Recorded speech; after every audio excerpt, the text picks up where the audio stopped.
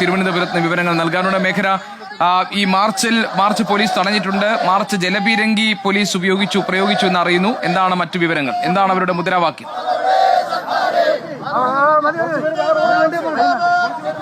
ഗോപികൃഷ്ണൻ, ഇതിൽ പ്രധാനമായും കേരള പ്രദേശ് കോൺഗ്രസ് കമ്മിറ്റിയുടെ നേതൃത്വത്തിലാണ് ഇപ്പോൾ ഈ മാർച്ച് നടക്കുന്നത്. 3 തവണ ജലപീരങ്കി പ്രയോഗിച്ചു. അതിനുശേഷം ഇപ്പോൾ കർഷകർ റോഡ് ഉപരോധിക്കുകയാണ്. അതിൽ പ്രധാനമായും ഇവരുടെ ആവശ്യം എന്ന് പറയുന്നത് ഈ കാർഷിക വിളകൾ ഈ ഹോർട്ടികോർപ്പിൽ സംഭരിക്കാത്തൊരു വിഷയം ഇവർ കാലാകാലങ്ങളായി പറയുന്നുണ്ട്.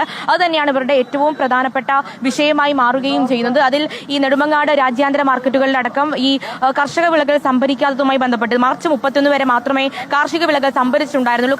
അതിനുശേഷം 2 മാസമായി അവരുടെ വിളകൾ സംഭരിക്കുന്നില്ല. അവർ വലിയ സാമ്പത്തിക പ്രതിസന്ധിയിലാണ്. അവർ കഷ്ടപ്പെട്ട് അധ്വാനിച്ച് കൃഷി ചെയ്യുന്നതൊക്കെ നശിച്ചു പോകുന്നതടക്കമുള്ള കാര്യങ്ങളാണ് ഇപ്പോൾ പ്രധാനമായും ഉന്നയിക്കുന്നത്. കൂടാതെ ഈ നെടുമങ്ങാട് രാജ്യാന്തര മാർക്കറ്റ് അത് കർഷകരുടെ ഉന്നമനത്തിനായി തുടങ്ങിയിട്ടുള്ള ഒരു സംവിധാനമാണ്. പക്ഷേ ആ മാർക്കറ്റുകളടക്കം കുത്തഴിഞ്ഞ രീതിയിലാണെന്നുള്ള ആരോപണങ്ങൾ കൂടി ഇവർ ഉന്നയിക്കുന്നുണ്ട്. അങ്ങനെ ഒരു അപ്രഖ്യാപിത വിലക്ക്, അതായത് ഹോർട്ടികോർപ്പിന്റെ ഒരു അപ്രഖ്യാപിത വിലക്കിനെതിരെയാണ് ഇപ്പോൾ കൃഷിമന്ത്രി പി പ്രസാദിന്റെ വസതിയിലേക്ക് മാർച്ച് നടത്തിയിട്ടുള്ളത്. ആ മാർച്ചിൽ പ്രതിഷേധമുണ്ടാകുന്നു, പോലീസിനെതിരെ പ്രതിഷേധമുണ്ടാകുന്നു, അതുപോലെ തന്നെ സർക്കാരിനെതിരെ പ്രതിഷേധമുണ്ടാകുന്നു. അതിൽ പ്രധാനമായും ഇപ്പോൾ 3 തവണയാണ് പ്രവർത്തകർക്ക് നേരെ ജലപീരങ്കി പ്രയോഗിച്ചത്. ശേഷം അവർ ഇപ്പോൾ റോഡ് ഉപരോധിക്കുകയാണ്. അവരുടെ പ്രധാനപ്പെട്ട ആവശ്യം ഇത് തന്നെയാണ്. അതായത് കർഷകരെ സംരക്ഷിക്കണം. അവരുടെ കാർഷിക വിളകളടക്കം നശിച്ചു പോകുന്നു. മാർക്കറ്റ് സെക്രട്ടറിക്കെതിരെ അടക്കം വലിയ രീതിയിൽ ഒരു പ്രതിഷേധം ഉന്നയിച്ചുകൊണ്ടാണ് ഇവർ പ്രധാനമായും മുന്നോട്ട് വരുന്നത്. കൂടാതെ ഇതിൽ ഇവർ കാലാകാലങ്ങളായി കൃഷി ചെയ്തു വരുന്ന ഈ വിളകൾ, ആ വിളകൾ ഒരു തരത്തിലും സംഭരിക്കാൻ പറ്റാത്ത രീതിയിലേക്കുള്ള ഒരു നിലപാടിലേക്കാണ് ഹോർട്ടികോർപ്പ് പോകുന്നത്. അതിനെതിരെയാണ് ഇപ്പോൾ വലിയ രീതിയിലുള്ള ഒരു പ്രതിഷേധം ഉന്നയിക്കുന്നത്. ഇപ്പോൾ ഇവിടെ